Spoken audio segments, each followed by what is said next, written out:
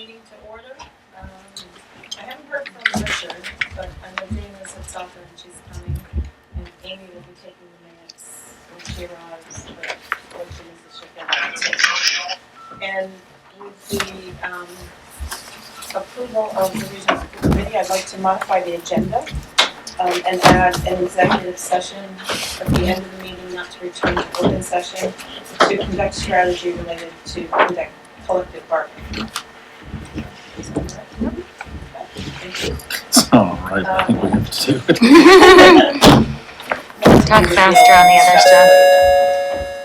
No one for community comments, I assume, so we'll turn it over to Mr. Paul for the administrative reports.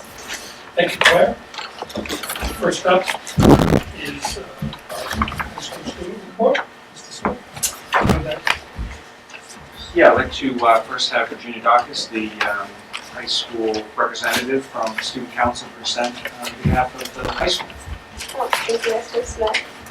So tomorrow we're going to be having a meeting, and we're going to be finalizing our spirit days.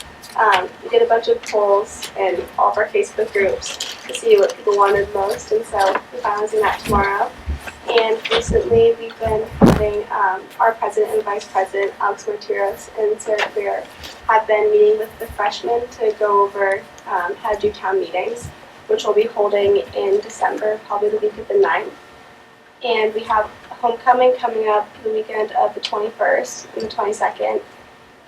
And then also we have the fall play, which is the dining room at the Sherborn Community Center, and that will be November 17th to the 19th.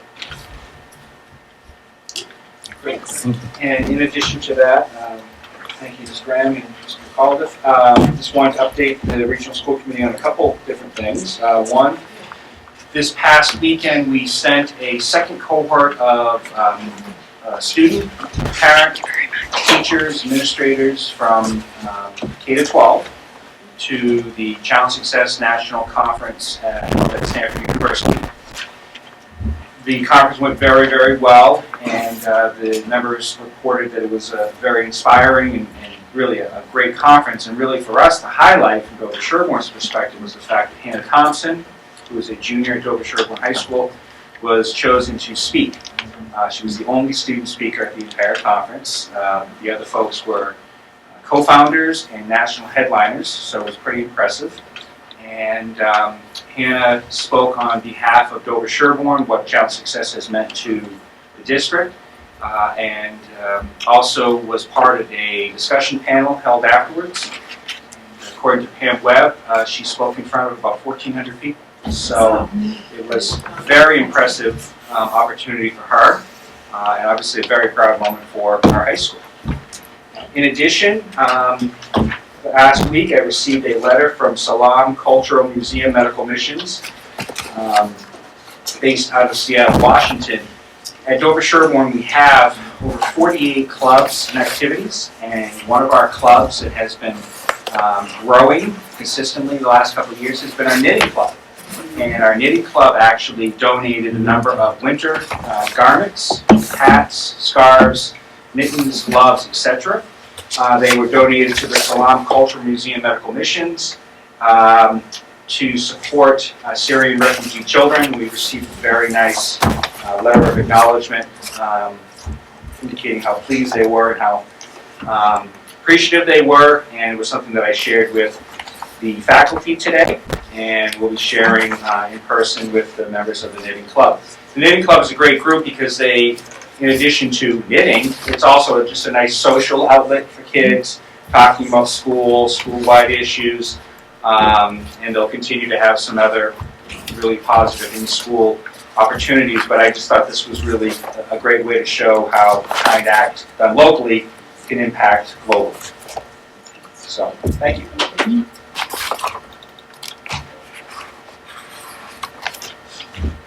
Calvin. Calvin had a conflict, so we did the second split, and I get to try to fill this role. Just wanted to point out a few things that we have coming up. Tomorrow night, the team leaders, 8th grade team leaders, will be meeting with students and parents to go over the CAGS program expectations for 8th grade, and also the DC and Boston trips. On Thursday, October 13th, our guidance department will be hosting 6th grade parents. And then the all-important day, October 14th, we have Picture Day. Everybody will come dressed to the hilt. Wednesday, the 26th, and Thursday, November 3rd, we will be having our parent-teacher conferences, and in the next few weeks, we'll be sending out an email to parents for an electronic sign-up.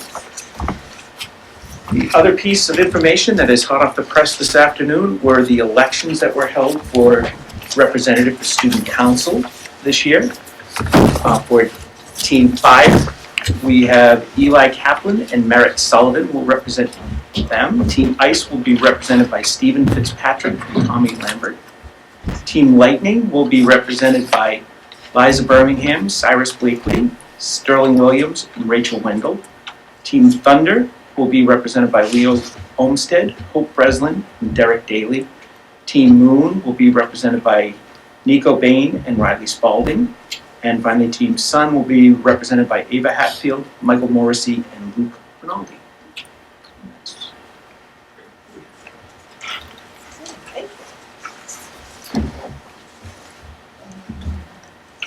Next on the reports, before I get to Dr. Leduc, I do want to welcome Christine Smith, Special Education Director, to the table. There's no report this month, Christine. There's also no superintendent report, as I'll be commenting on a number of the other agenda items. And Christine is here and observing, and certainly will participate if necessary. Christine. Thank you.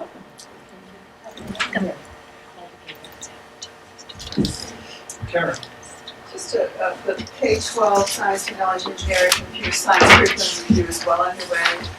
The parent surveys went out this past weekend and will continue to go out through each of the schools, the 4 schools. Student surveys will occur within the next week in grades 5, 7, and 10. The educators are completing theirs by Thursday, and so will the administrators by the end of October. So you will get a full report on the results of those surveys in the areas of curriculum instruction, assessment, professional development, and leadership in those areas. So that'll be specific. I'll work jointly with the building administration as well as Mr. Greg Tucker, who is the department chair for science at the high school, Ms. Anna Hiller, the curriculum leader for science at the middle school, and Mr. Nick Rout, who is the engineering, technology, and curriculum leader for System 12, and those designated grade elementary educators who are assisting with this process. I just wanted to provide that update because it's the first time Dover-Sherborn is going through this type of review. And there's an update about qualified peer observers, and John had a great mention for Stanford trip for challenge success. Can you remind us, Karen, someone's asked me about how to get PPO and how that process works. Sure, I forgot a little bit. Well, I understand. Anybody who is on that part of the cycle has an application where they write what they would like to accomplish, any goals. And then there's a list of the QPOs, and they check off those people whom they believe would be a great match to meet those goals and have those conversations. Those applications are sent to each of the headmasters, who reviews them, and then the QPOs actually sit down and look at the applications, thoughtfully consider whose skills might match that educator, and then they go into a spreadsheet. It's seamless. I give much credit to our educators who are qualified peer observers because the process went very smoothly, and everyone's prepared, and they've reached out to that educator because this is goal season. By October 15th, we do our SMART goals, so they may assist with that, and may talk to them about some of the things that can happen during the school year. Because we don't have enough QPOs, some of them will still only work a half year instead of the full year, which was the whole objective of the QPOs. So we're actually going to evaluate that to see if there's what our next steps will be.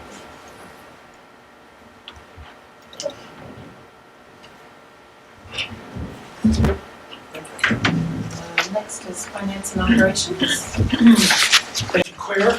There are 3 items on finance and operations, the FY17 monthly report, the first draft of the capital plan, and the technology plan supplements. No one ever called me. And everything. Okay. So Dawn will lead the discussion for the monthly report. Richard and Laurie, subcommittee, capital subcommittee members, and myself will take you through the capital plan, the first draft, with some comments, and then certainly open it up for discussion. And then Karen will lead us through the review of the technology plan. So, Dawn. Great. So in your packet, you have September 30th status appropriations, and we tweaked it slightly, so it just sort of walked you through the columns that really make sense. So you start with the budget, and then the second column is everything that we've actually paid to date through September 30th. And then we have our column for encumbrances. If you take the two middle columns and add them together, you get your total projected. And then that column minus the budget gives you your operating variance and budget remaining. I think one of those, that total projected is common. It wasn't there before, but I think it's helpful when you're looking at the statement. We concentrated on salaries for this month's report because now almost everyone is encumbered. So you can get a feel of where we stand. It's about, you're looking at about 65% of your budget, so it's a big chunk of it we're able to sort of say where we are as of now. I did highlight in the report there's a couple of salary line items that we haven't encumbered yet, mainly the stipends and the extra comp. Those will be in your October 31st report. They're working on those right now in payroll to apply all the positions. I gave you some detail by function code on the one-page summary that's attached. I really won't go through that line item by line item. I'll see if anyone in the committee has any questions. I will highlight if you don't have a colored copy, there are two that are in the red. And that would be your educational assistance and guidance. Just so you know, the rest of them are positive variances to date. I will highlight on the educational assistance too, that is an area where we had to add some positions, but we also had a little bit of extra 240 grant money that came in, so we were able to put a little bit more onto the grant. And just for your information, we have 7.5 EAs charged to our 240 grant, and we have one being charged to circuit breaker. So that's other payroll that you don't see on the general fund. And just as a reminder, during the budget development process last year, we talked about reaching circuit breaker because we were able to report on in-district expenditures that exceed the threshold for to qualify for circuit breaker reimbursement. And given that there were additional services that were planned for FY17 around specific IEPs, it made sense to utilize a portion of that circuit breaker money to pay for those services. So even not using that though, were the negative the 62. We are. Okay. Yeah. Can I ask a question about the grants? Is that something that we reapply for every year, and is that part of, Christine, what you do, or is that part of the business manager's office? Who seeks out the grants, and how do we maintain the grants? We automatically, you get 240 grants. It's based on your sped population, Okay. so it's in relation to that. So we don't have to reapply necessarily. It's granted to us. So They're called entitlement grants. Okay. So every district in the state is apportioned a certain amount of funds based on different criteria. In the case of it's known as the 240 grant, which is actually federal monies. So those are the federal monies that come in for special education. It's an annual allotment. The district does have to file an application for it. There's paperwork that has to be filed, which we do. Christine does the filing for the special education related grants. We have a number of other grants that various individuals file. And once they're filed, our assistant business manager actually is responsible for tracking the progress of those grants, communicating with DESE on a time schedule that DESE dictates in order to access. We don't get all the funds at once. We have to go through a process of showing that we've expended funds and then requesting the next draft. So I guess what I was getting at is there's not another available pool or an avenue of extra money. This is just the federal system that comes in every single year, and it's not something that if we put manpower into seeking extra grants, that there would be anything else through that. This is just kind of the stream for the general operation of things. Okay, thank you. It is, yeah. And I would tell you in terms of I can't tell you how many conversations over the years that I've been involved in around the concept of going out and seeking, competitive grants. There are a number of competitive grants that are sponsored by DESE and on the federal side, but it's usually 99.9% of those grants are geared toward communities that are not like ours. Thank you. I don't see the red, but I do see the negative signs. And there are three of them, in fact. One is for school committee salaries. This is for note-taking.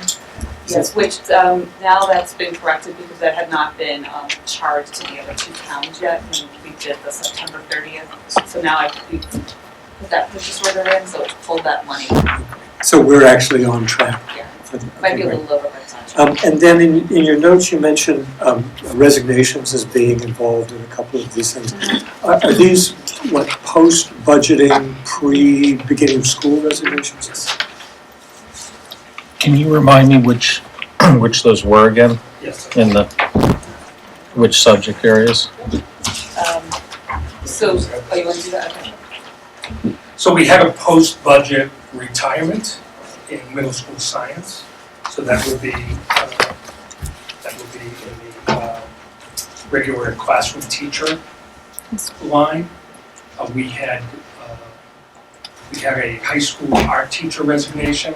Again, all post-budget. That also would be in the regular classroom teacher line. We had a resignation in the school guidance office.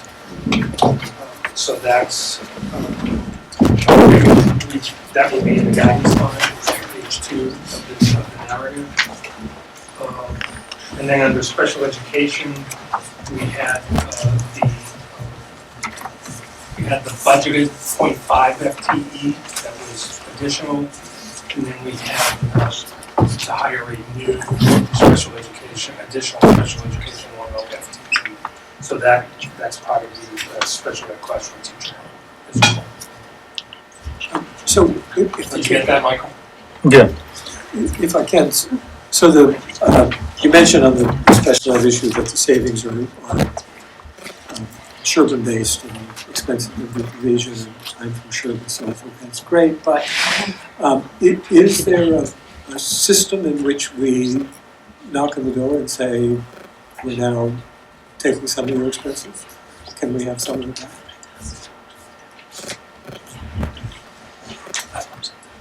I don't see a way, given the way that the two communities budget for our district special education, there really isn't any.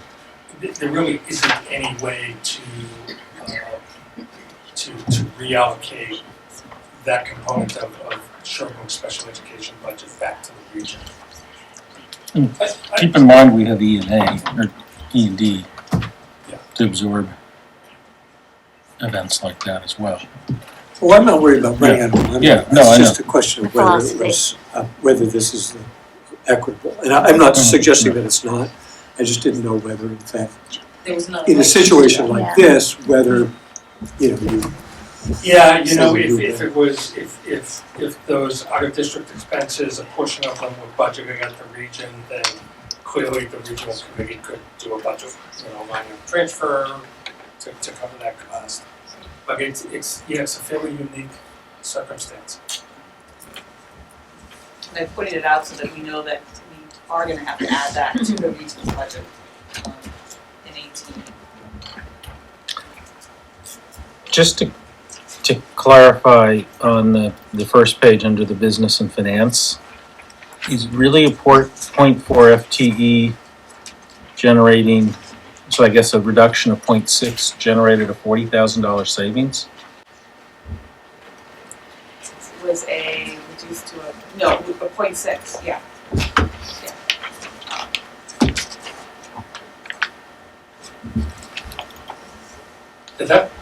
That business office associate position was It's like budgeted, 64,000.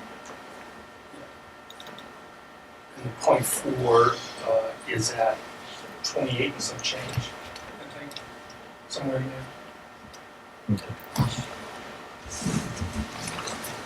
And you may have mentioned the previous month, was there a reason why the person that left our middle school guidance area, the replacement ended up coming up so much higher on the matrix? It was, Scott can respond to that, but basically it was, it was the nature of the search, who applied, the candidates, who, based on the candidates that were available and interviewed, and taking a look at that and wanting to make sure that we hired, the best candidate available, which I think that search, Absolutely. We had a clear top candidate. And those are not, there were a number of candidates that were interviewed, but those are positions that, I think are, I think having experience in those positions is a positive for the district and the middle school in particular. So in your October 31st statement that will be received in November, we'll have more of the operating expenses encumbered, so you can sort of see the other piece of the pie, and we'll also have an update on revenue in that reporting.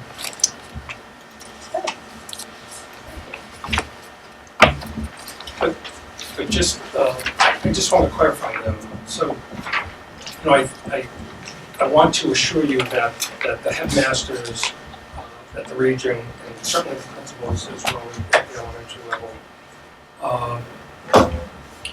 take the hiring process very seriously, but also do it with the realization that we're dealing with the budget.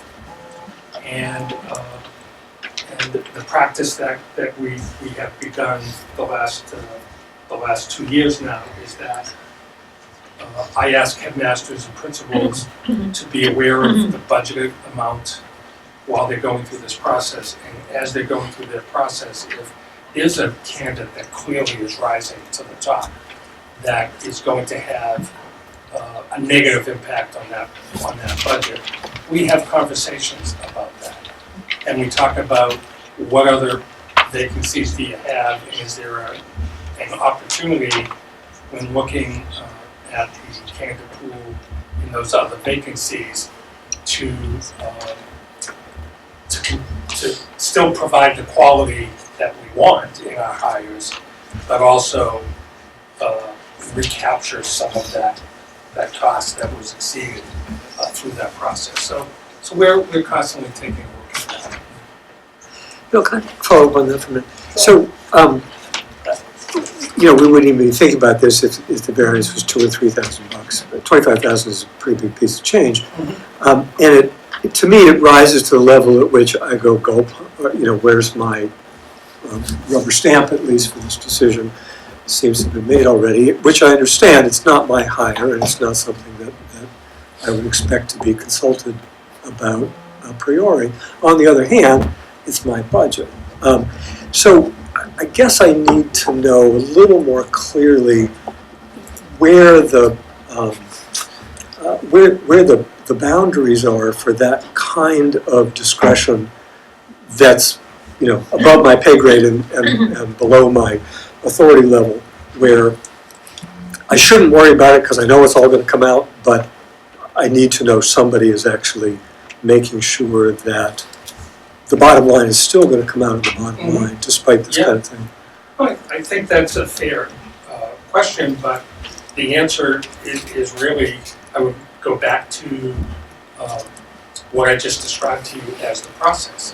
You need to trust that your administration is aware that a budget isn't just a superfluous number, that we have not just a professional responsibility to do our jobs the best we can within a budget. We also know in the personnel area that there are times when there is some flexibility. And there are judgment calls that the administration makes in going through the hiring process for determining, who the qualified and best fit candidates are. And in fact, sometimes those candidates come in over budget. Again, guidance is a position that not everyone can do the job competently. And so we would have expected that we would have found that we would be looking at candidates that have some experience. The flip side of that is, by chance, we may have had a physics teacher that, we were able to hire, but, had little experience, so they were lower on the salary schedule. And then 2 years later, they have to move to California. And that lower salary amount is in the budget. This happens after the budget process, and we go out and finding a qualified, certified, competent physics teacher is not very easy. And we might be faced with candidates that all have experience and have to bring them much higher in the salary schedule. So when that happens, again, as we have conversations and we go through those hires, I can tell you, well, the principals can tell you, the headmasters can tell you that their recommendation is they know that they're not going to accept that I am necessarily going to be a rubber stamp, because I will push back. I ask questions about that, and we go through that process. Just to dig slightly more, knowing we'll have an executive session later on tonight. Was this mostly an impact because they were in a higher lane or a higher step? Because one of them has a much longer term financial impact than the other situation, or a combination thereof. This is someone who came in with 12 years of experience. Okay, so they were higher in the steps, Yes. not further out in the lanes. I know as well. That's all. Okay, I'm just, because, No, yeah, they were both master's degrees. Okay. So the person who left would have been at master's 7. We hired the replacement at master's 14. Okay, So is it was a step. so that has a lesser long-term Long-term. financial impact than going across the matrix. But we're not going to necessarily base our hiring in the future on that concept. Well, someday we may need to. Well, maybe. Okay. That's not on the agenda. No longer. Exit whip. Capital plan is next. That is Bill Morgan. Things are just copacetic. I don't actually have a report prepared, but I can start yapping if you want me to. So we met to go over a list of projects which are completed, underway, and then separately from that, things we need to think about for next year. Dawn may have a better overview of this. I'll hand it over to you if you want to talk especially about the ones that. Sure, so your first page is actually a status of where he stands with open projects. Date back to fiscal year 15 with the doors, and actually I think I'll segue that to Bill to talk about that. Yeah, let me talk about that on the FY17, because I thought it would be more serious to do it. So there's, as you remember, there's an older project with the Lenkus doors that we're still holding money for. You look at fiscal year 16, and as of this summer, we've completed all of the projects that were slated for 16. And on 17, a good many of them are either completed or in process. And there's two that we'll speak to tonight. They give you an update on. It's the van and then the maintenance building expansion rehab, which ties back to the doors. So that is where we stand right now. So in 16, it does look like we'll have some funds that will go back to the two towns after we just let another month settle and make sure there's no other outstanding bills. I believe I think it's by project year though. So I don't think you could. So if the doors aren't done. But that's a fiscal year that was in the fiscal year 15 IMA. I think your IMAs separately you look upon them as individual agreements. Right. So we will not be able to close out 15. Right, okay. Oh yeah, no. Okay. Oh no, because Sorry. that's open. I said thought that's 16. yours. No, 16. So Yeah, we sorry. completed all the projects. 16. Yes. Okay. Sorry. No, if it's a project is open, the funds remain until the projects are completed. Yes. So the passenger van says it's under review, So the before nature. we get to They're that, still on 16. what is our method Before we're done. for returning monies? Like I said, we'll wait another month or two just to make sure that there are no other outstanding bills, and then it does get returned back to the towns in the same percentage that it was given, and then will just be money returned from we have a capital fund account, so it'll just be checks issued from the capital fund. Because that was funded through free cash from Yes. us. Yes. Okay, that was Yes. my question. Yeah. I just wanted to confirm that. Exactly. Yeah, okay. Okay, thank you.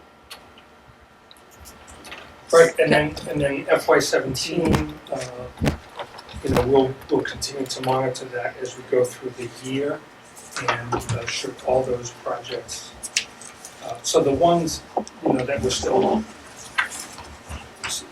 anyway, the van we're moving forward and towards purchasing.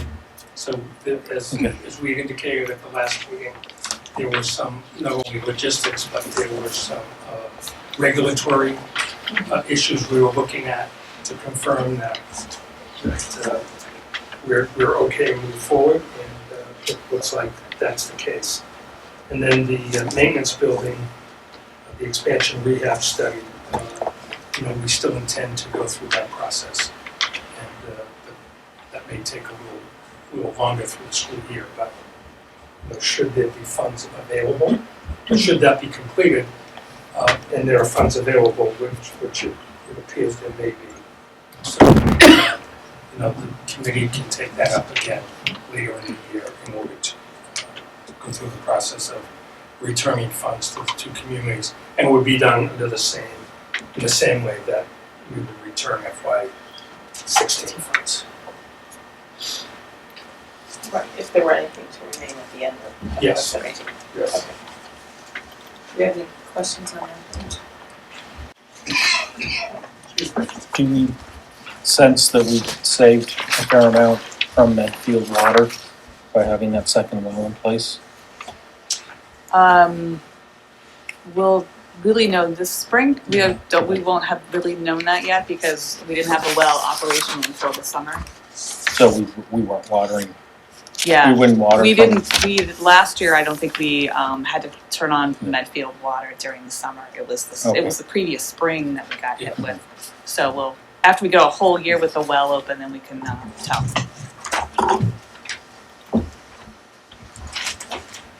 So, for FY18, you want to say a few remarks about that? I just, yeah, well, it's my favorite list. This has been vetted by Ralph Kelly, vetted by the building principals, and if you flip to the next page where you see the totals for each year, that's a big number. That 478 is a big number. Next year is a little less, and then don't bother looking at the next one after that. And one of the things that I want to put in front of the committee is I think we would be well served by trying to find number that doesn't fluctuate by 25% from year to year. Just because I think the towns might appreciate it. I could be wrong, you guys can let me know if you think differently. But I think for our purposes, and maybe for the town's purposes, it would be better to try to find a number that's a little bit closer to something that is sustainable from year to year. The individual projects, I'm in favor of them. I think they've all been thought through. If you have any questions about them, you can ask. I'll defer, I'm sure. Right, so I would say that we've listed everything that could, are potentials for fiscal year 18. I think there's still discussion on does it make sense for the committee to approve all these to move forward as a capital request?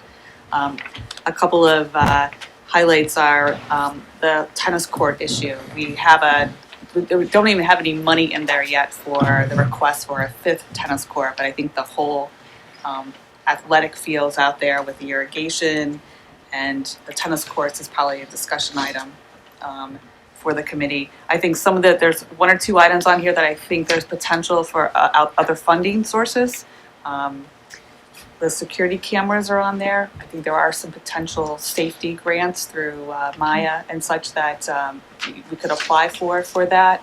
And there's also carpet in the budget for Mudge, which, as you know, at the last meeting we announced, you received a large gift on behalf of from the Mudge on behalf of the Mudge Auditorium. So that's a possible item to be used.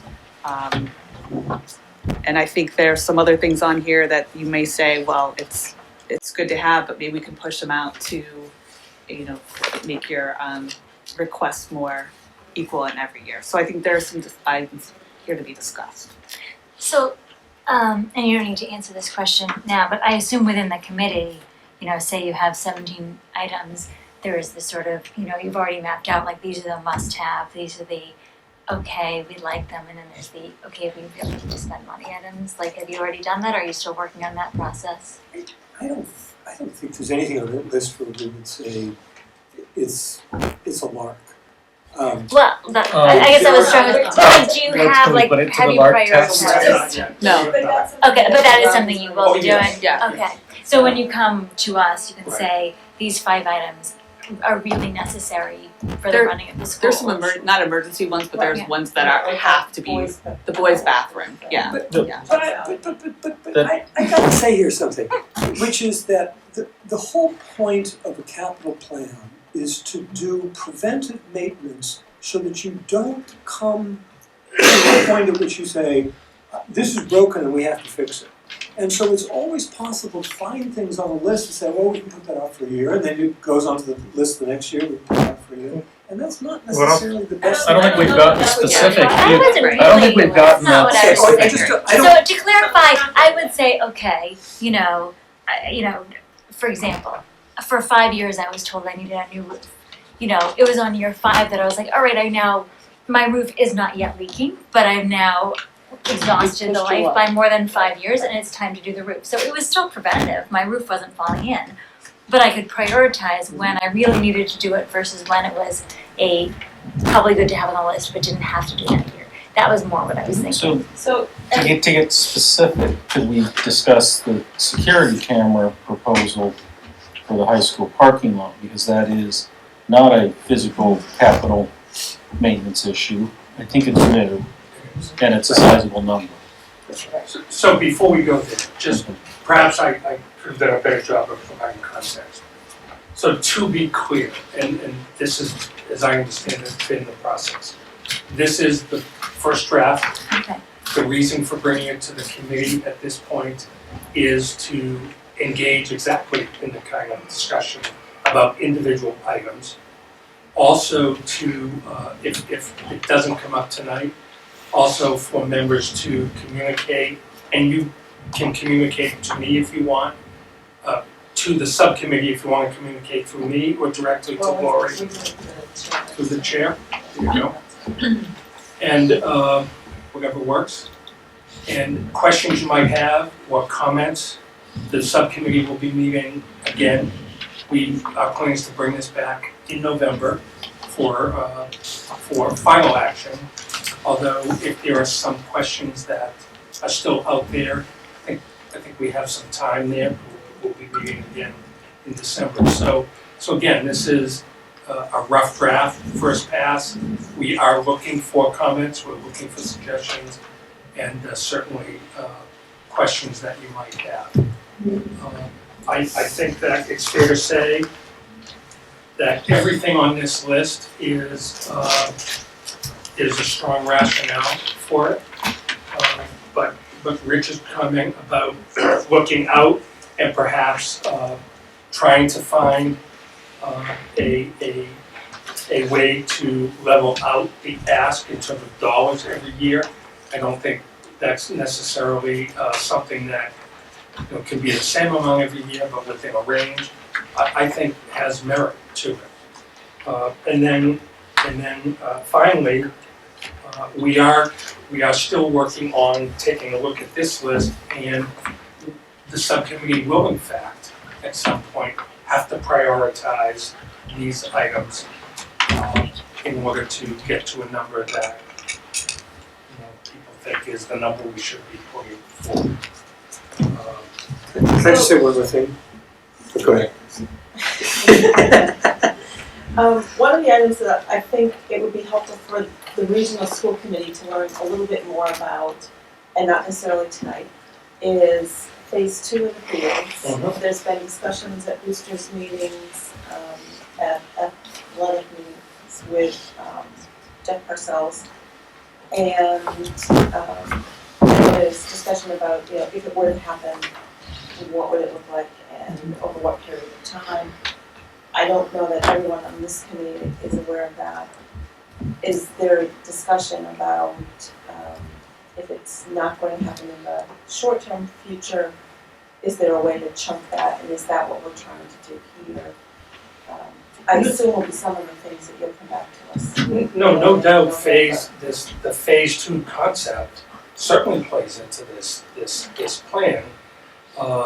If there was reasonable assurances that within the next few years, phase 2 would be coming forward, then I think 3 items, at least on this list, the irrigation, the tennis court number 5, and to some extent the tennis court resurfacing, all is up for further discussion. It clearly does not make sense, and we would not propose building a 5th tennis court if down the road a few years there's a phase 2 plan that calls for relocating all of the tennis courts. That just wouldn't make sense. So I'm not sure that even the committee members here know what is involved in phase 2 and what phase 2 looks like at the boosters level discussions. So I think it might be helpful if they have somehow, whether that's just an electronic document we can share, how can we get people up to speed? Well, is even phase 2, when we had a phase 1, phase 2, phase 3, even relevant today, or has it just been so reworked? Well, there's a phase 2 of record, which is is part of the master plan, and there is a proposed phase 2 that would change the plan of record, and that's what's being discussed, and has not gotten to anything formal that would be a proposal to the school committee. I'm happy to get more information to you guys between now and. Yep. Considering these items in the back of their mind, it's just good to know. Absolutely. yeah, and I think what would be helpful in the next week or so is to perhaps clarify or at least understand better perhaps some discussion that occurred at the last athletic advisory committee. Boosters meeting. Boosters. So at the last boosters meeting, which was a week ago, the athletic director asked boosters whether they thought whether phase 2 would be imminent, and the only definitive answer that was given was it's not going to happen in the next 2 years. So that was the definitive. Right, that it would take 2. Conversation with Bill was that it would take 2 years to make the project happen. Right. We're not starting today. To raise Correct. Right. To raise the money, get the approvals, and build whatever. And since we're not starting today, we know that it's at least 2 years from now. What we didn't talk about though was the probability of it happening in whatever number of years. That's what I don't have Yeah, hard, so that's just part of, on the part of administration, trying to be responsible and looking ahead. Yep. And providing proposals for certain needs that are there. Now, how do we balance that against a possible plan? And we just have to continue discussing that, I guess. And there are groups, I think, that have money available, and is there ways to chunk what was phase 2? And some of this becomes, 2A, and down the road is 2B, C. Right. But clearly that will weigh in as we continue to work on this plan. And the hockey rink is in which phase? 1A.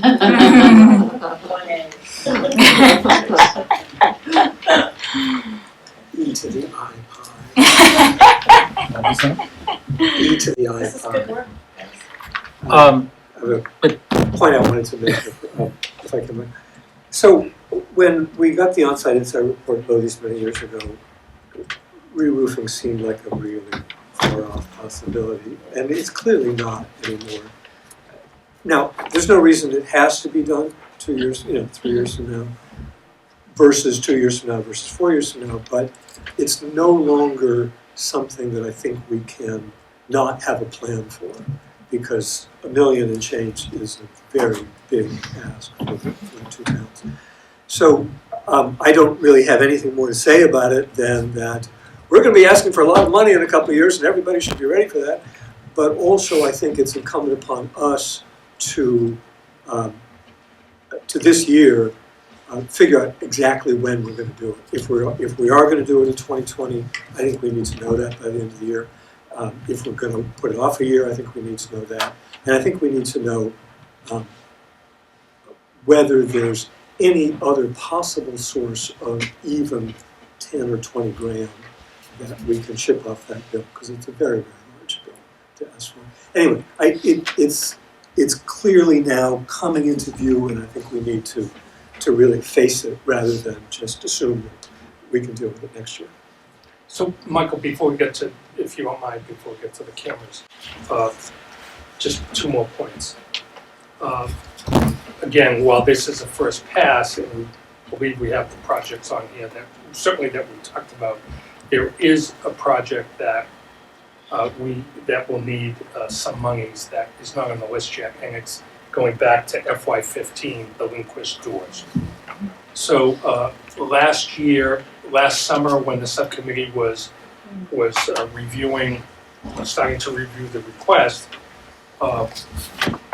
we talked about the reason that the Lindquist doors, which was funded for FY15, had not been replaced yet. And I think you're all familiar. The reason was that when Ralph had the door specialist come out to take a look and provide a final estimate, as it turns out, the original estimate and request was based on just replacing the doors within the current frames. Upon further inspection and review, it was very clear that over time, the frames in the doors are no longer usable. So putting new doors into those frames really wouldn't work. So the entire frame has to be replaced. And at the time, I think there was a need for an additional about $28,000 to $30,000. So what happened, based on subsequent conversations, there was a lot of discussion about the need for other items in Lindquist, additional storage for related to the use of the auditorium and the various groups that theater and performing arts, as well as conversations about the kitchen and reconfiguration of the kitchen. So I guess it was my idea at the time to suggest maybe we should hold off on that. And if in fact there was some larger repair renovation work that was going to be done, perhaps that might yield in a different footprint, certainly in the cafeteria and kitchen area, that may change the location of the doors. So why spend that money without knowing that? After being here for the remainder of the school year and into this new school year, and going through the budget process and learning much more about the communities, it seems to me that the kind of project that certainly I was envisioning of major repairs would cost in the millions of dollars. We're talking several $1 million. And part of the reason is that we will quickly meet the threshold in any major repairs of them being in compliance with the need to fully update all of the ADA requirements. Our building is accessible now and it's meeting the needs, but there are updated building codes and other requirements that if you go over a threshold, certain threshold, which is actually 20% of a construction project is 20% of the assessed value of that building, that triggers all of these other codes. So my thinking is that right now there are other issues, a roof, et cetera, coming down the road. The appetite to take on that kind of a project is I think is not wide-reaching.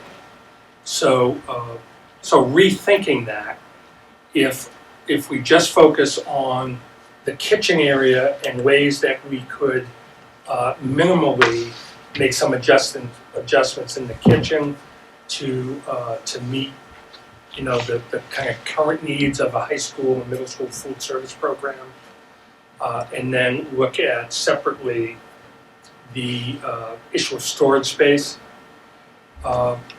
There may be a way to meet those needs at a much less expensive cost while continuing to maintain the building, which would mean that we should move forward with the exterior door replacement. There are some other items in the next couple of years. We have provided some considerable resources over the last couple of years with some carpets and repairs in the auditorium.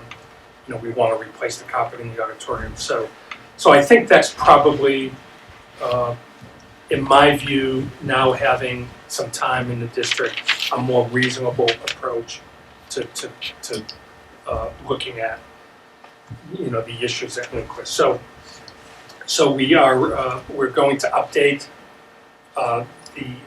the estimate for the doors, and it may very well you'll see that the additional amount of funds beyond what's available in FY15, because we'll be able to capture the FY15 funds as well as funds that may be appropriated in FY18 to meet that need. And and there's more conversation we'll have about how to go about looking more specifically at the storage in the kitchen area down the road. But I think we can get some more definitive information about potential cost and possible solutions without having to being able to do it without having to go through a capital request for that expenditure. So that's an update on that. Before we jump into the cameras, I want to add, we've shared with each of the three We're capital. trying very hard, by the way, not to engage in discussion about No, Sorry. no, because that takes us all down a different path. But on the, we've shared with each of the three districts' subcommittees of capital that we'd like to request in fiscal year 18 funds to go out and update the on-site inside report. We're 5 or so years into it. That may play into your the roofing assessment as they may come in. We did some pretty extensive repairs to the roofs at the end of last year. But I think it's time, and now I think everyone is comfortable with working with a report. We may ask them to tweak it a little bit differently for us so that it's more user-friendly for us. So that's something that we'll be you'll see the operating budget request in 18 to have them come out and give us an updated report at all 3 districts. Mary has a quick question. Yes. No. The cameras. I really do feel like I put that out Is it there on first. this, Mary, or something else? Well, it was suggested by what John just said about going to the other districts. And it's just the regional school committee wouldn't be aware of this, but as you're thinking about costing out things over a number of years, the central office would be aware of big asks that might be coming from the other 2 districts. Yes. And so that would be something to consider also, so that the Pine Right. Hill or Chickering isn't getting hit with 2 in 1 year or even 2 in 2 consecutive years. I think that would be something to. Oh, good point. Yeah. Yeah. Do we have a little explanation around security cameras and what do we have now and what do we need going forward as proposed here? So, the first thing is we have nothing now. We have no exterior cameras anywhere on campus. So, I think I'm right. I don't think we have cameras exterior or interior. We're camera free at the region.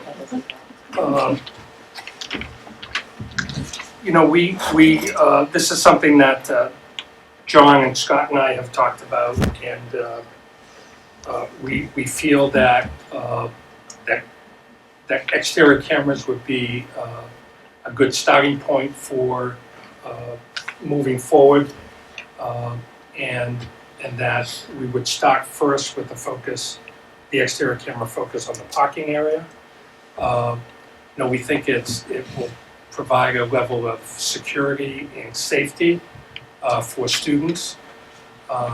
We think it will be helpful if we ever run into a situation which occurred regionally or in some local communities just last spring, where a number of our neighborhood high schools were involved or unfortunately were subject to a theft ring that was going around in the area, going into high school student parking areas and stealing things from automobiles. And at one school, I forget what school it was, John, what school did they actually capture? Medfield. Medfield. At Medfield High School, the thieves were captured on camera, and they were able to be caught. And so that's one example of the use of the cameras. The cameras, the thinking behind cameras is not to, it's not an Orwellian concept. We're not looking to have someone sitting in front of a screen, seeing who might be doing what that they shouldn't be doing. That's not the concept at all. It is to have equipment there that if an issue arises, that we have the ability to use that as one source in gathering information and helping us, take care of issues that from time to time do arise. John, you wanna- Yeah, the only other thing is, I also look at it as an opportunity to protect our investment. I worry about our turf complex. I've seen situations in other schools where those have been damaged. So I think about the protection of our facility, primarily more so than during the school day type of thing. It's really the after hours.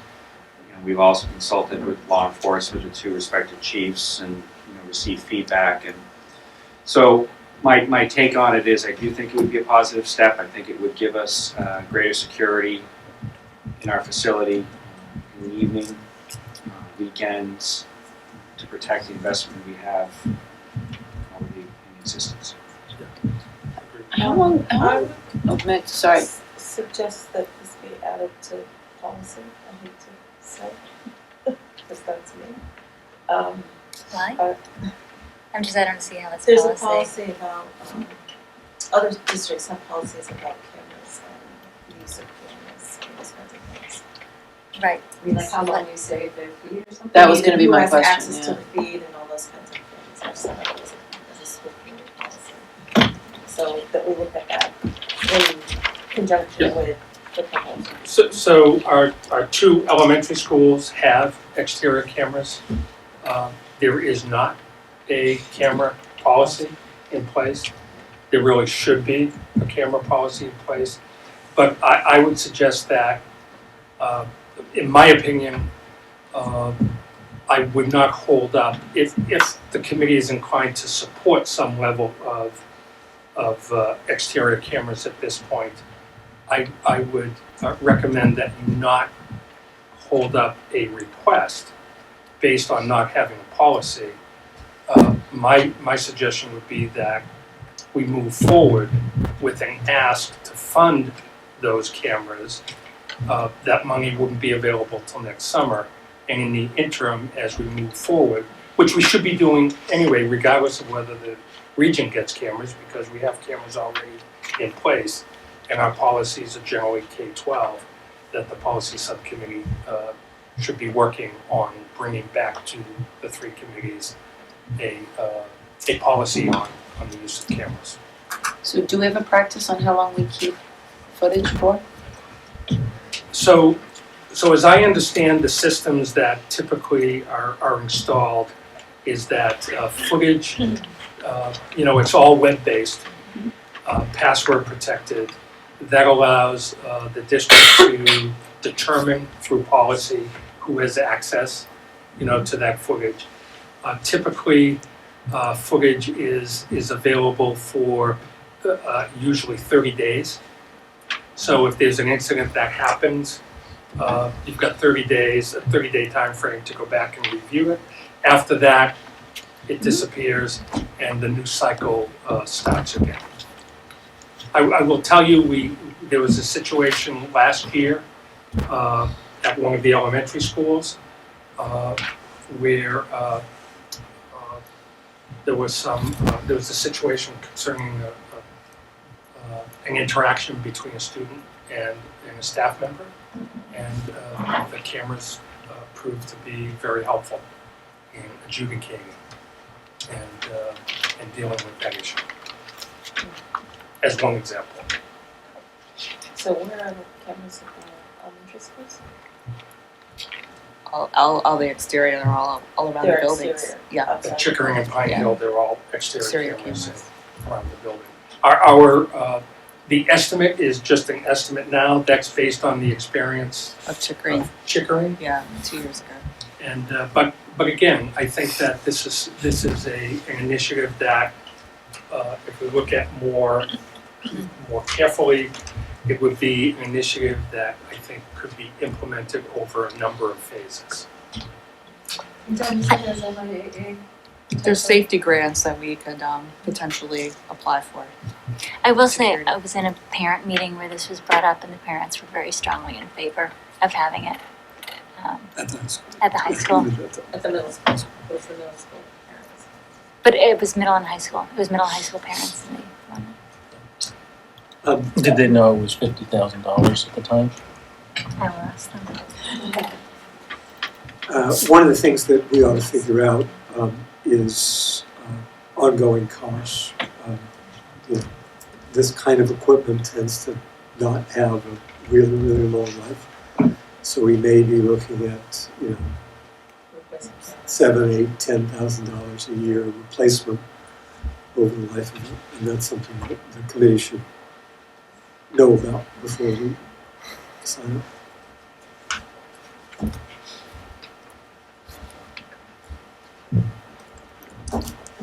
So one other request for research on the add-on to the tractor for field maintenance. I've brought this up in the past. Can we reach out to both Dover and Sherborn CM&Ds to find out does the region need to be the only one to buy this type of specialized equipment, or could it be pooled and shared? Yeah, With Ralph all has of it the on his towns. to-do list to contact both towns for interest in cost sharing. Yes. Because that's not gonna be used, I mean, you only aerate, twice a year. yeah. But the number of acres that we have, I mean, it's pretty convincing if you look at it. If you want to maintain the fields as best you can and do, right, Yeah, the cost, I did my lawn effectiveness, this yeah. fall. I shared the piece of equipment with the Sherborn School Committee member, so maybe in that spirit, we could see whether we could share this toy with the other towns and spread the Ralph cost. thought of that and it's Yeah. reaching out to both towns.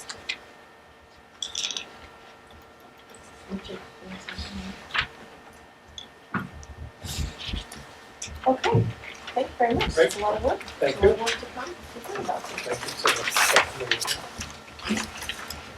Technology plan supplement. Dr. Woodruff? Thank you very much.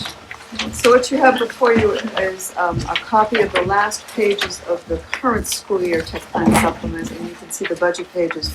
Mr. Otako has worked with the building headmasters to purchase those items, except for some of the infrastructure switches that will go out during the February school break. But of interest this evening is the draft supplement for 2017-2018. Which is the blue page document, which is based on the document that you approved at the Joint School Committee, the district-wide technology plan supplement. And each of these documents before you have the middle school one and the high school one was developed in conjunction with a building-based team led by our two headmasters. Mr. Otako and myself sit on that, but it's to bring in those educators to review this plan and think about what does this look like in our schools. So the middle school plan is here, and then just continue on, you'll see the high school plan. You'll see some similarities in both plans. I'm not going to go through each of the action plans, and I'll leave some time for Mr. Smith and Mr. Kellett to give their highlights too. But I wanted to focus on the 5 areas of the plan and note that under learning, both schools are going to look at how do we enhance the learning by using some additional online tools, doing some research, celebrating what's going on in those classrooms. Mr. Robinson at the June meeting mentioned, could we look at some of those pilot classrooms that are doing some of this innovation in learning and then highlight what that looks like and replicate it throughout the school. So you'll see how that happens. We'll share the technology with the grades, the departments, the staff during PD days. And this is an area where the high school is looking at some innovation in redefining their media center space. And you can see that written. Under teaching, that's where the professional development needs come in. The tech sessions, I am impressed every time I go into a classroom with my monthly walkthroughs with Mr. Kellett and Mr. Smith at how much the technology is being used. Both the BYOD at the high school, piloting it now at the middle school, which is under infrastructure, so we'll speak to that later. But there's a lot happening, so let's celebrate it, and let's get some insights as to what has to happen next. The leadership tab talks to you about how Mr. Kellett and Mr. Smith shepherd this process. How do we assure things are happening? And that's where that building-based team that they so expertly chose will meet 3 to 4 more times this year to gain insights into what's happening next. Assessment is a big part of the tech plan because we need in real-time data on how our students are doing. And that can be, come in, take this poll, let's get an assessment of what you remembered from yesterday or at the end of class. It could be an online assessment. It could be something done on their cell phone, or BYOD, or a district-owned device. But it's the infrastructure, I think, that generates most of the budget. And that's the last page in each of these documents that you can see what the middle school ask is for and what the high school ask is for. And under there, you're going to see the tech replacement cycle. Mr. Otako keeps a very detailed list about what's for this year, what's for next year, and you can see that there. But here is embedded the BYOD. We were asked last spring to look at, is it BYOD? Is it 101? Well, 1-to-1? What is it? And I think we need to gain a greater understanding of what BYOD and the effectiveness of it at the high school. And then as the middle school is looking at launching grade 7, how is that working? And we will take this year to look at it. So, is BYOD the solution? We're not saying that for sure. But what we are saying is let's look at the effectiveness of what we currently have in place and how that looks for families, but also it looks for the learning in the classroom. So we'll showcase those practices and come back together. So with all of that said, as you're flipping through these two documents, which I know the blue highlighted is exactly what's pertaining to each of those schools, I'm going to turn it over to Mr. Smith and Mr. Keller to augment. Just under the learning goal, our math department has a departmental goal that focuses on coming up and looking at tools to use in their classrooms. Science department is also doing that as part of their curriculum review. And each of the other departments, world language is very active. Callie Egan has a classroom that she's communicates with in France, and technology is a huge part of that. So we are doing this stuff, and the staff is focused on it. We realize that this is a draft, but that will be their goal. And other than that, we're not in a place right now to say we want to be a one-to-one school or district financially, or is that really what we want to be?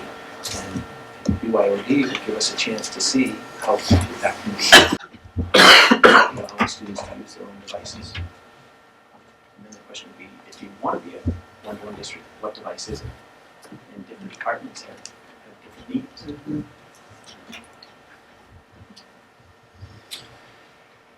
Yeah, so at the high school, I've actually been very pleased with BYOD. I think that a number of our students are using it. We always have supplemental resources available so that all students can access it. It has helped with real-time information and real-time research. We've had some teachers who perform assessments on it, and I think as I notified the regional school committee at the last meeting, one of our big focuses this year is assessment. And as a result, one of the things we're looking at are performance assessments. And within that framework, we're also looking at ways in which we can integrate technology into those performance assessments. So we will be formally surveying students. We'll be also surveying parents as well. But the early indications for BYOD at the high school have been very positive. We also find that with our library, BYOD has worked quite well. The work that Anthony Ritako has done with the infrastructure and improving the Wi-Fi and bringing in AirWatch, it's a pretty seamless process, and there's also a process whereby if students are struggling to access, they've actually got 3 different people they can go to. One is located in the library when she's not teaching. She actually has an office in there. So I think that has really kind of helped kids too. And in terms of the supplemental plan, one of the things that we're looking at is kind of recreating and creating a new vision for our library, kind of creating a more modern library where students can use BYOD to be more mobile. In fact, just today we had a community member who happens to work in the area of planning and library space came in just free, just to give us some feedback, which we thought was great, and there'll be some information that we'll obviously pass along to Dr. Leduc and to Mr. Ritako. I have Paul Butterworth attending Medfield High School. They have recently purchased some new equipment, some of which have their chairs similar to some of the lounge chairs we have, but they also have the laptop cart table there, some high tops as well. So there's a number of things we're looking at, and we think that our technology plan, our focus on assessment, and our vision for the library, which for those who have students go through the library, it's our hub. It really is. It's the place to be. So we feel that this is leading us in the right direction.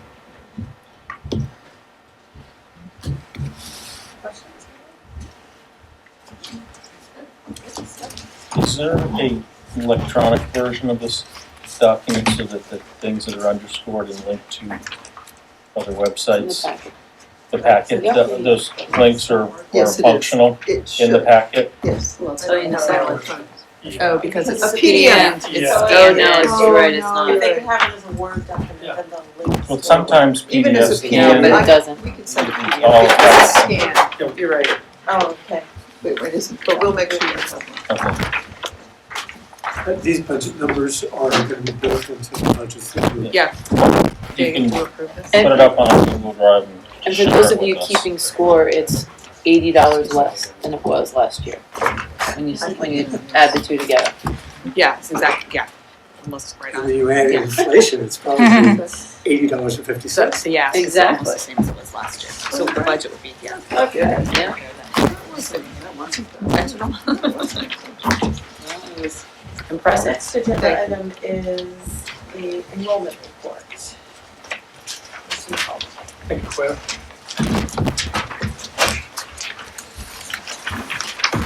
If you go to the packet, it's online, you can use the links. It works. Yeah. Yes, the It's just- district technology plan, you can see the links, Yes. that's correct, that's Yeah. the one that's Sorry, posted to the I website. just wanna let you know. Sorry, that's true.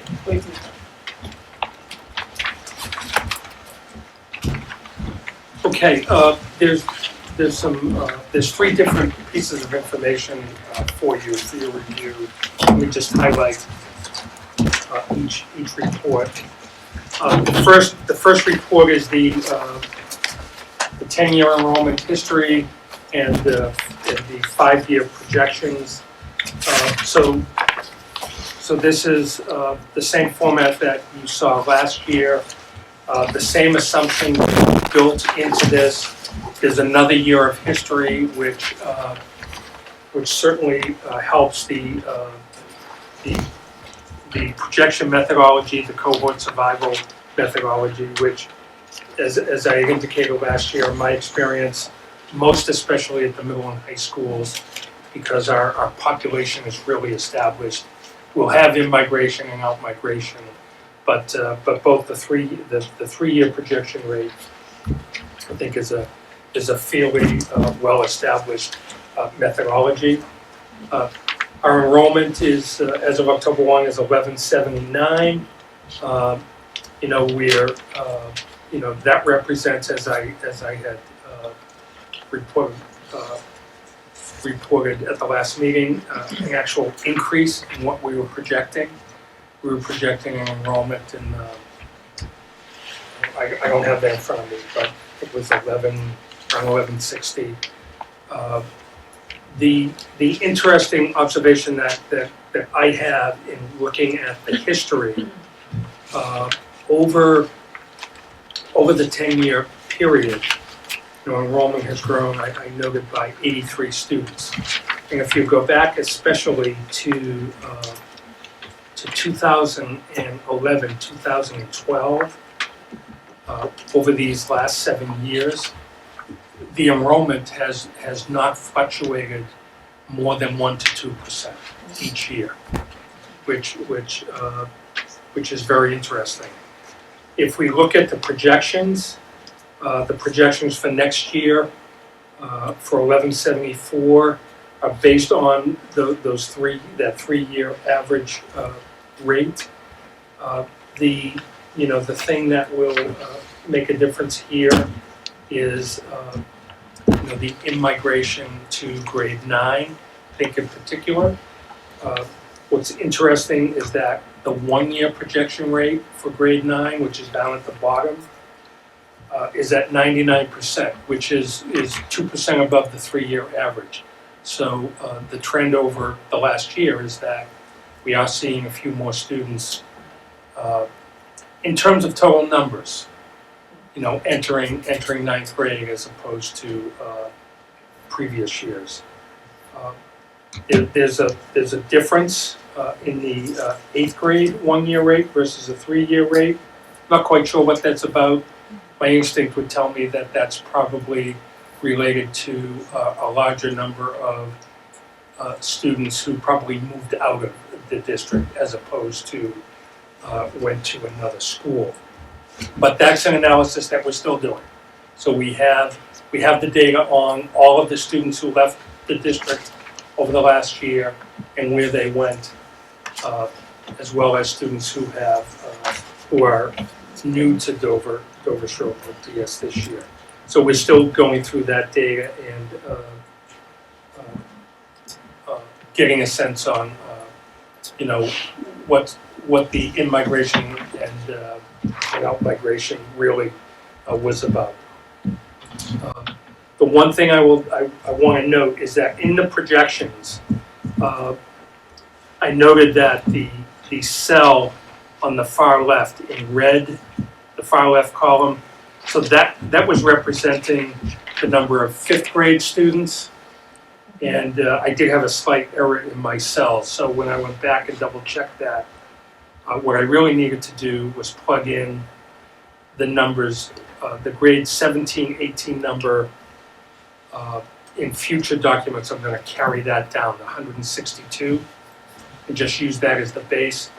But the numbers starting in 18, 19 and moving down should represent the current grade 4 numbers, the current grade 3 numbers, the current grade 2. The problem with that is, especially when you get into 3rd grade, you lose that growth that occurs in 4th and 5th grade. Yeah, they're still growing. So I'm going to update that, frankly, and once I finalize the projections at the elementary level, I'm going to then calculate the growth, the projection we're making at both Chickering and Pine Hill, and then I'll factor that in. So that will at least show a growth factor. But more importantly, when I did go back to my my model and plugged in the correct numbers for 18, 19, 18 and 19, the actual 18-19 projections shows an enrollment of 11,676, and then 19-20, 11,72. So I'm going to update the sheet, but what it tells me over the next 3 years, enrollment is going to be stable. So that's from that data sheet. The second sheet, and then we can go back and I'm happy to answer any questions or hear comments you might have. The second sheet is kind of a first pass at breaking out by grade the special ed in-district numbers. We always report by grade level on the METCO numbers, and then the special ed out of district numbers. There are 44 students at the region age level that are placed out of district. Christine and I are looking at how we want to report that grade-wise. So we're just looking at that, and then also just not ready. It wasn't ready for tonight, but we will also report out on these categories by town in terms of Dover and Sherborn by grade. And then the last chart is just the overall population at the region, broken out by grade level and by community. So when you look at that, the Dover population percentage is 55.8%. Sherborn is 44.2%. And compared to last year, Dover's population percentage has gone up by about 1%, and Sherborn's population down by 1%. And that's the formula that's used to right under the regional agreement in terms of the operating budget split.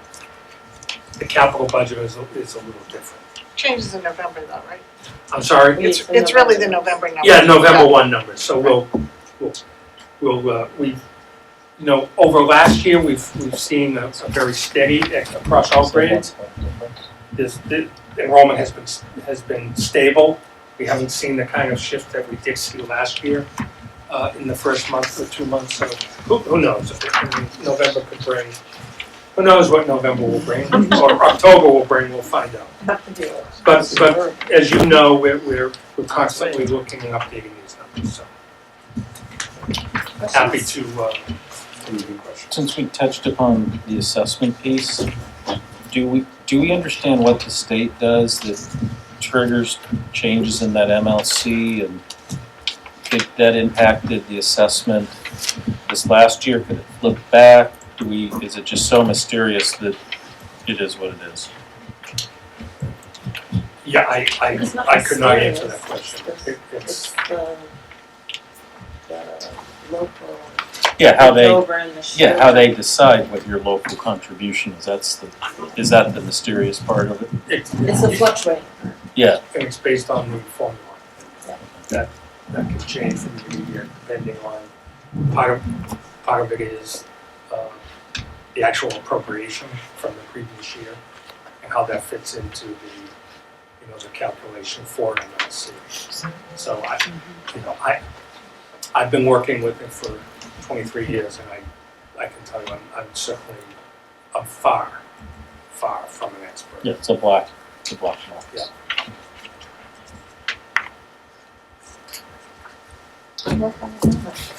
Thank you. Budget planning. I know, it's time. Bring that break up. So this is the opportunity for school committee members to share with the administration thoughts, concerns, issues as they relate to the upcoming budget. Yeah, sure. With Ann Larson and our language training program, we had contracted with her certain services, and I'm wondering where we stand with our contract with her, and are we, I assume, I heard she was here today, I assume we're continuing to engage further in order to help enhance the municipal high school programs, but I'm wondering where we stand exactly with Ann. Do you want to take that on? I mean, We have used some Title I monies to contract with Larson this year, and supplemented a little bit with the middle school professional development. She's working with both our general ed staff and the language-based program. So I think you're specifically interested in the language-based work that she's doing. So we're going to talk about enhancing that at some point, and I was wondering where we stand on that. Enhancing the The program, program specifically, okay, for this school year? this school year, yeah. Aren't we talking about budget for next year? Yeah. So, I think it's fair to say that we have we engaged Ann, Chris? Yes. I know we've engaged her to work on some stuff at the middle school, but we have specifically engaged her to do some work with Amanda on the language-based program. So she will be working with Amanda. at both the middle school and high school. Right. And then it's still in parts of those days and worked with Amanda. And then today she was at our faculty after school to provide some professional development for the entire staff. But Carryover for the language-based program. It's not just for language. The work she was doing today was not just for the language-based program. It was for all students. It's just good practice. so it's come up in CPAC meetings that there is this group of parents that are very unhappy with language-based program. I shared that before. So, in my understanding that is not something that we're going to be enhancing or engaging. Specifically, there was a request by certain members of the community to engage further services with Dan. So is it something that I should share with the CPAC that that's not the intention of the admin at this point, or is it something that's ongoing and that we're going to talk about? Okay. Yeah, Laurie, if I may. So I think we need to, I think it would be helpful for us to be level-headed about this. I think the administration is very well aware that there are concerns about a language-based program at the middle school and high school. I can tell you that the administration is very interested in creating language-based services that best meet the needs of our students who can use support in that area for many reasons.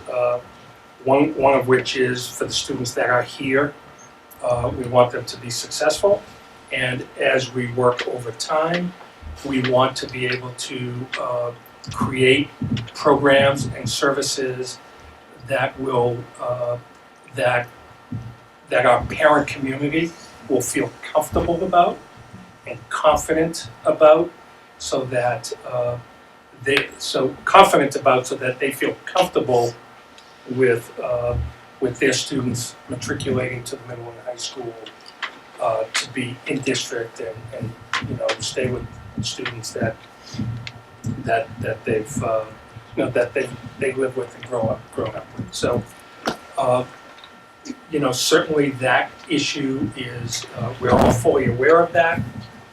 In terms of how we actually are going to move forward this year, I think right now we're taking some steps to ensure that the new staff member is working proactively with Ann, and Chris is getting a sense of what some of those issues are, and also getting a sense of how Ann can best be utilized, in that regard.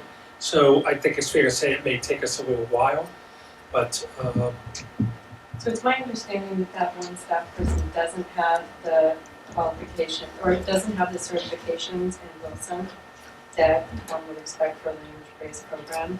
It's also an understanding that there's been some concern because she's having to shuffle between the high schools, the middle school. So my only issue with budgeting is I just want to make sure that that's something that we're So actively talking about. That's if there are things that we need for FY18 Yes. as we go through this season Yep. that we No, learn about. absolutely. That we hear about. Absolutely. So what I'm hearing as kind of a first suggestion for FY18 planning is that the language-based program be a priority. Is that fair what you're Yes, saying? and I think at one of the CPAC meetings, Ann Larson said she was willing to come in and work to create a bigger program, but she needed more funding to do it. So that was something that was shared there. So I'm not saying whether we're gonna do it or not, but I'm just saying that's something that has been definitely something to consider. But this should be coming from Chris and Karen and Bill, because they oversee the programs day in and day out. I don't think this should be coming from an advisory communication group. I think the concern should be escalated, but I'm not comfortable that an outside parent group is, in a sense, encouraging a outside consultant to be, in a sense, presenting more opportunities. So let me come take from. one more attempt at this. I think it's fair to say that the issue and desire and need to improve the delivery of services is not a one group focus. The staff and administration feel the same way. So I think I do think it's appropriate for a school committee member to put that on the FY18 planning list, asking us to look at that. I can assure you that that's something that is already on our radar screen, and know exactly what that will look like. We don't know yet, but even if it's a placeholder and we have a semblance of that, that will be a priority. And I do think Scott made a great point that some of what we're calling LBD, language-based learning, actually benefits the full community of our students.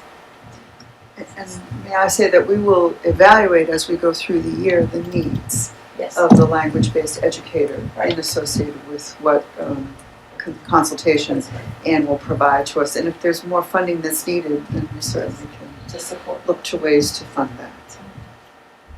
Is that? Other items for next year, Richard?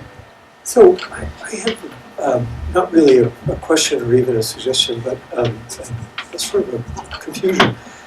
Is it the case that the MECO program is entirely budget neutral and has been for a very long time?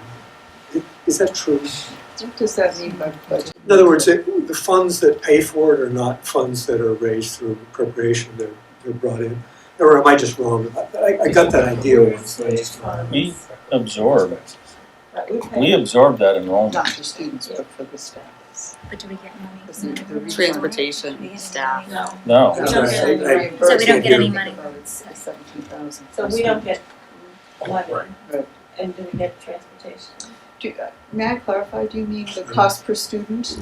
So I don't know even what I mean. Oh, The question, my general question is are Metco expenses on the budget, and are they therefore part of what we build the towns for, or are they entirely offset by funds that come in from outside the town? If you're looking at the Metco Director and Transportation for students from Boston to Dover, that's covered by the grant. Right. We also have some funding from another source for any additional taxis and things like that. But the cost per student reimbursement for a Metco student through Metco Inc. is, I don't know how much, but it's not the, so if it costs $15,000, it's not the, thank you. I knew you'd come with one. What was it? I'm sorry. It's not the per pupil expense. Yeah. You're not reimbursed. No. So No, there is so- an organization that gives us some money, but it is not the full amount of our average purse per pupil. No, it only expenditure. offsets the Okay. cost So to is this- bring them Is this an issue to here. for you? Yeah, well, Just wanted to know more about how that thank you works. for, and I think I understand the answer to my question. I don't recall in all my time ever talking about the question of what's the appropriate size for the Metco program for this school. And my sense has just been that we just sort of keep going at whatever level we have. And I'd be interested in hearing what the building leaders and the superintendent's office thinks is, in fact, the right size. I don't even have a way to answer that question for myself, but I'd be interested in hearing what you think. Is it the case that 2%, which is what we are right now, 2% of the student body, is about right? Or is it, in fact, far below what, in fact, we should, for some reason, not to have? Is in fact, straining us to have it where it is? I've never heard that discussion. I'd kind of be interested in hearing what y'all think about it. I've heard it discussed at the elementary level because that's what we take them in. No, because And then we that's- just absorb the, Yeah. not And then they negatively, come just up they, through, we should guarantee them a we don't K-12 have them in training experience. at regional level. Well, and I would imagine it's partly influenced by siblings, right? I mean, trying to siblings, so if you have a particular sibling. There's a cap though that we, You know, Right. yeah, I know that, and we do try to make siblings available, Correct. but I agree with this. It's usually about 10 per school. Here, and then you have 6 kids in the 6th So grade, the that would 40 have to to- be yes, getting- something like that, 40 or 42. I mean, do we know, Okay. just one teeny quick question about that. Do we also look at attrition? Because, you know, I'm looking here and it's like, okay, we have 6 kids in 6th grade, but then there's like 1 lone junior. Is that just a fluke of how many kids we accepted, or do we know that we have attrition at a certain point? I'm just curious. And I'm There not saying is- you need to answer it now, but. There is no rhyme or reason. Sometimes students move out, sometimes they go back to Boston, whatever. And Monique Marshall-Beal tries to keep a balance so that 1 lone junior isn't just 1 lone junior. But I have to say that at the region, there's enough support structures for those students. So they're not really 1 lone junior. No, I'm sure. Yeah, I was just they're interested that yeah, it was sort of they're 6 and then 1. I just wondered if like there's a point where kids tend to leave. If I may, just the high school recently, they were move-outs. Okay. They moved out of state in one case, just like any other family would, they moved, but nothing Okay. specific. And on average, about 4 students per class, roughly, right? Give or take. Give or take, yes. 3 or 4, yeah. We had a 6th grade student move last year. It was a family situation. Moved to another district in the state. And I had somebody move So out of if I state. can just sort of finish this up, I think it would be valuable for me as a school committee member for, to know if in fact the administration thinks it should be bigger, and then I can stand up here and say, no, we can't afford it, or I can stand up here and say, well, we should find some money for it, or I can stand up here and say, you know, full speed ahead. Or in fact, do you think it's the right size, and we'll just keep going. So it'd be very useful, I think, for me to hear that. An issue we've talked about is the transitional classroom, and I'm sure it's probably on your program, whatever it's going to be. I expect we'll be hearing more from. Yes, correct. Social emotional program that would enable, speaking for the high school, program that would enable students, general education and special education students who are either hospitalized or have had some sort of major physical issue, whether it's surgery, it would help them to transition back into school. We would ideally like to have a counselor and then probably a educational assistant. And what they would basically do is we'd get them back into school sooner. We would also be able to develop a plan to work with any outside agencies, inside agencies, because many of these are students who are in very high-performing curriculum. So we're looking at ways to get them back into school sooner, transition them, give them the support they need, the necessary support, to integrate also with the teachers. So the teachers ideally would be coming down to that educational assistant. Okay, here's what we're working on. Here's what they need to catch up on.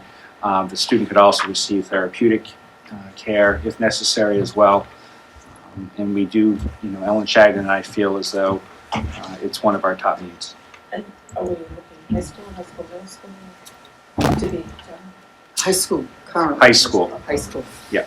And also looking at grant opportunities to fund some of those positions. Yeah, absolutely. There are grant opportunities. That's exciting. What's the magnitude of number of students that would be in that population on any given year? Yeah, so it could be as many as 30, and with a rotation, but 30, and through potential grants and working with other agencies, some of these kids would rotate in and then would exit, so we'd have exit criteria as well, and then as need be, a student, if they had a setback or something, they could obviously reintegrate into the program. The idea would be that, we're trying to get them back into as normal a school schedule as possible. So we would have entrance and exit criteria, transitional planning, and we would work closely with both, as I said, inside and outside agencies to ensure, because we couldn't have obviously 40 at a time, but we're thinking in talking to all the other schools that do have programs in the Metro West area, those numbers, sometimes the bigger schools are a little bit bigger. We're thinking 30. And that would include kids coming back from concussions? Is that Yeah, is that part it of could. that? It absolutely Well- could. Yeah. Cool, thanks.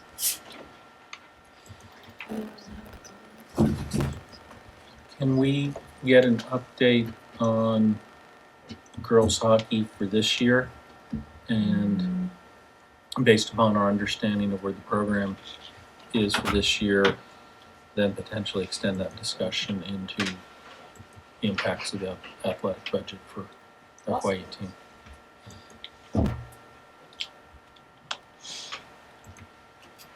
Ms. Graham, if I may, I could just give you some preliminaries. We actually believe that our girls program will have a higher enrollment than our boys.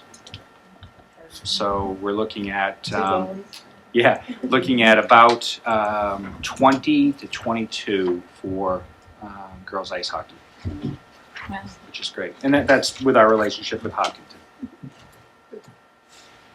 And so when we have that update, we can just get the final numbers. Because Absolutely. that was still fluid as of last spring, my understanding. And I assume we'll hear all about trend budgeting, Bill, and how it's Yes. not worked at some point later in the season. Yeah, later, we haven't trended yet. We We just started. You need some numbers to trend. Dawn's up, like, set your expectations now. No, I know.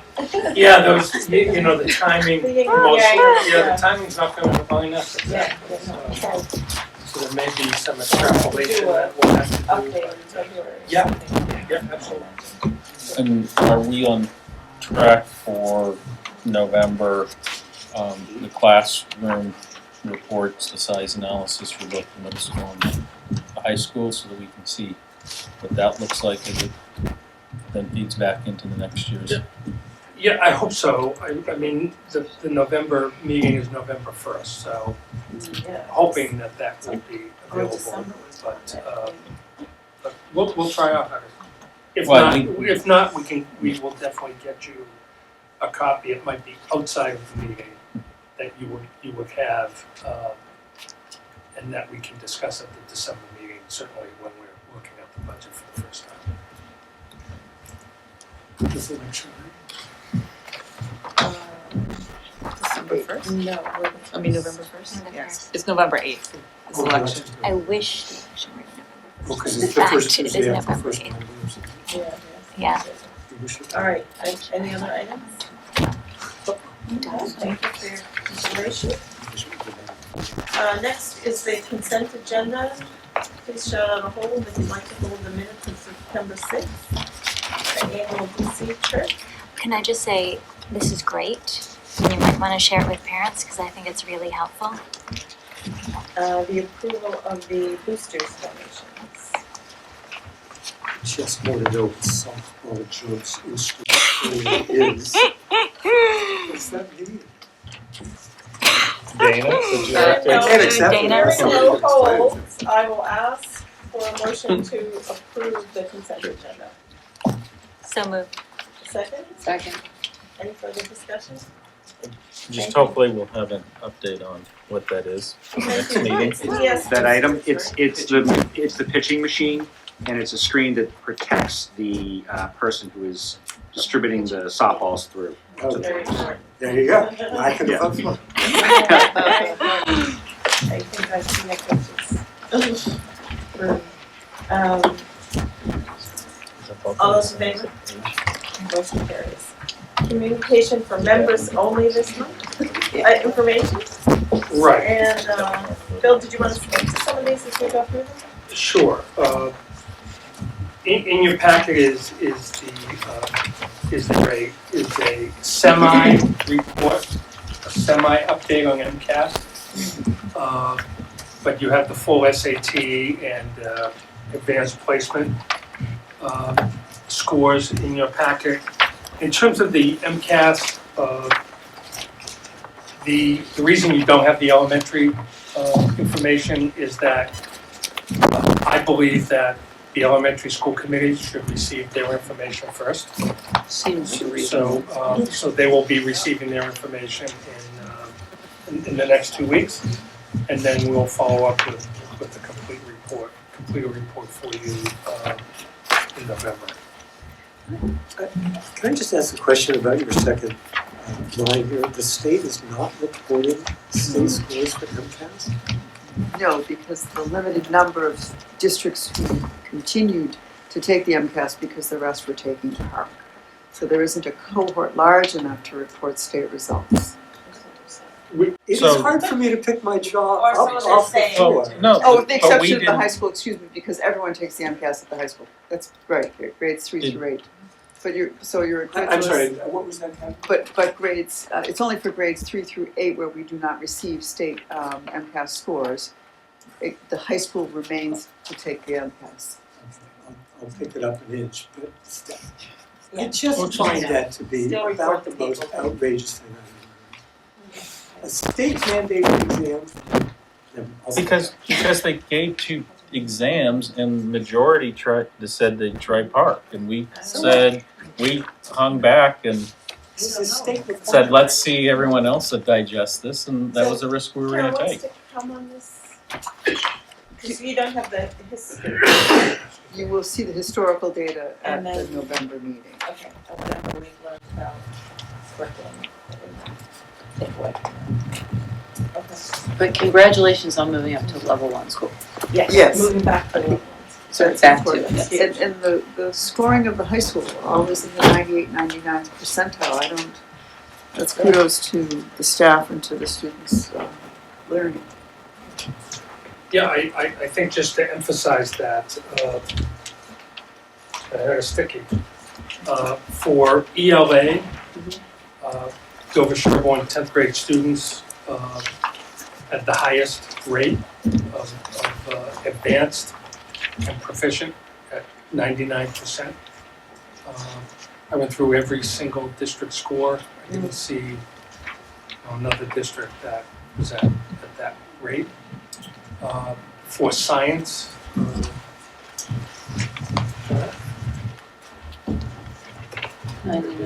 anyway, the high school scores were really exceptional. Exceptional. They continue to be exceptional. Right. And I want to note the middle school 8th grade science and the strides that they have made to increase their scores. That's a That's an assessment that's difficult across all of our comparable districts too. Even though it's 78%, it's an increase over the past several years, and a tribute to those educators.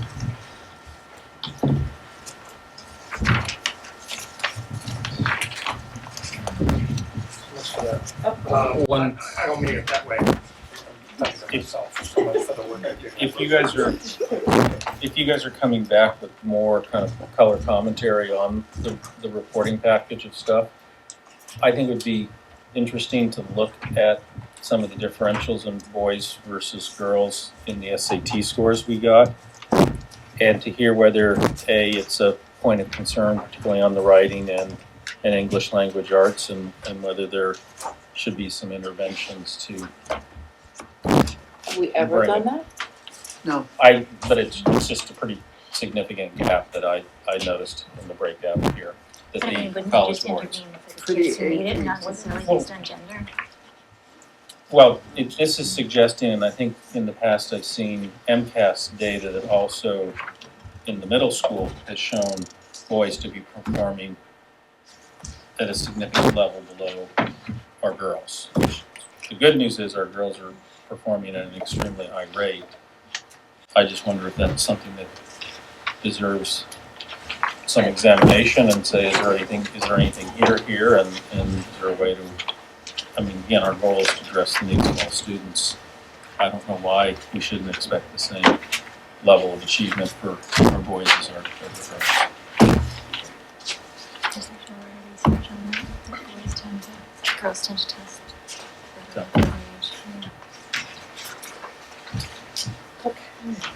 Did you find it? I did. Just some notes. So in math, PS students, in terms of advanced and proficient, in the list of the top 10 high schools, the number of students scoring advanced, there were only 2 other high schools that had a higher percentage of students in advance, and both of those schools were math and science charter schools.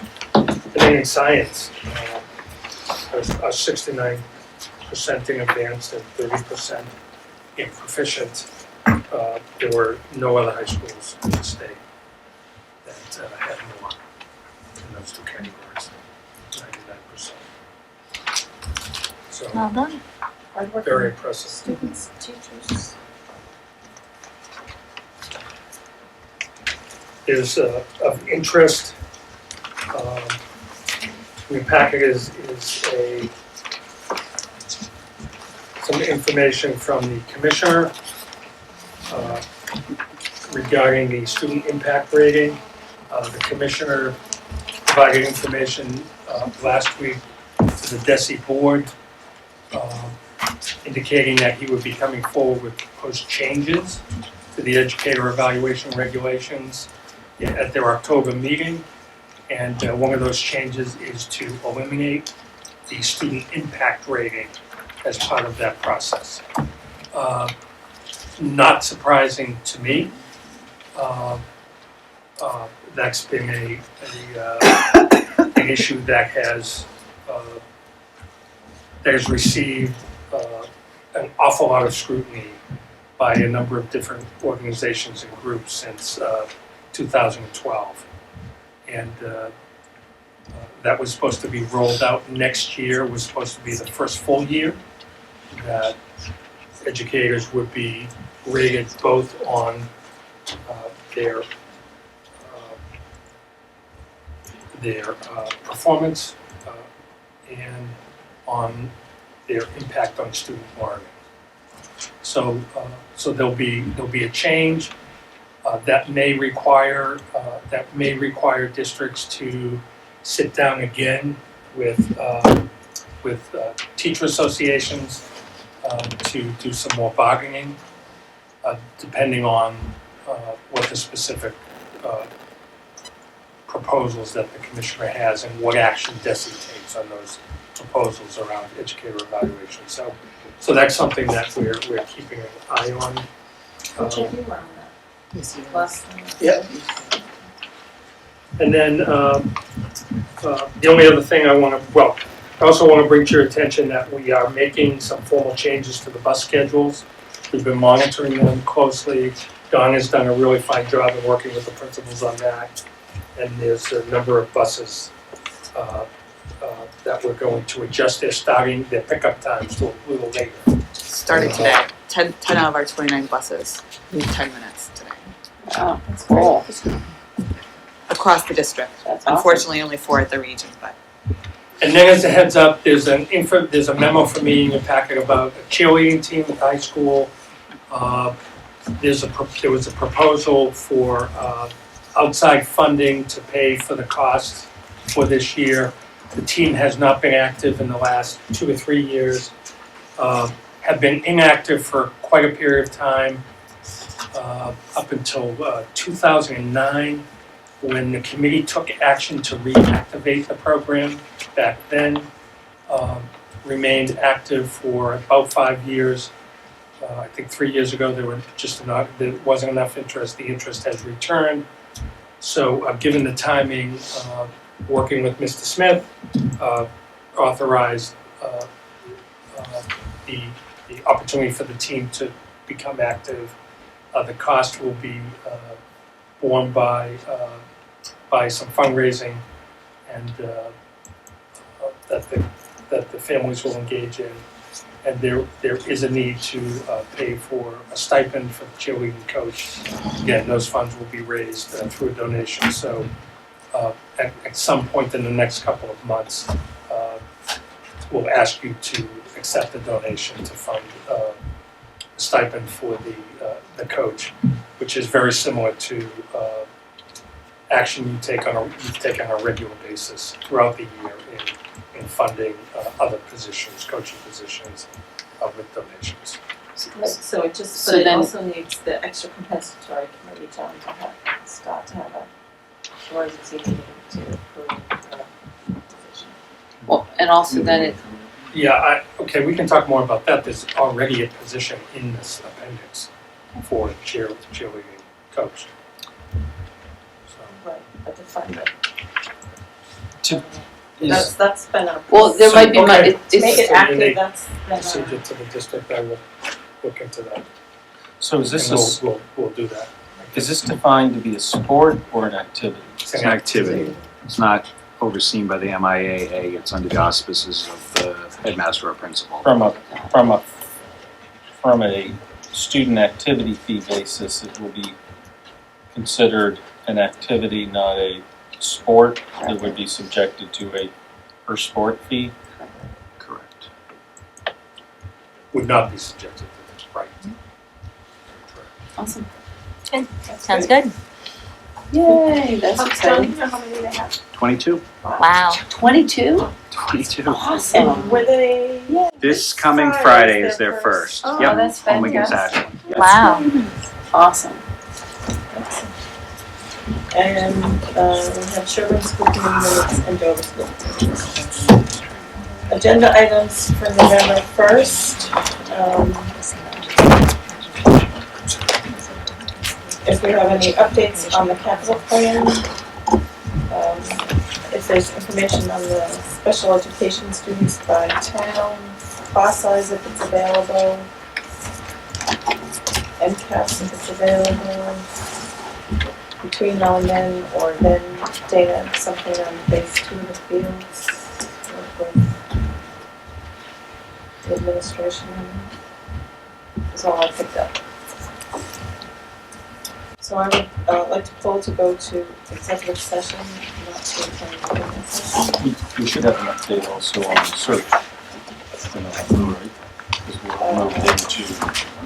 we'll have a committee that's going to continue. Correct, we can update on who's on the involved. screening committee and that's Yes. probably about it. Dana? Oh, yes, sorry, yes. Okay.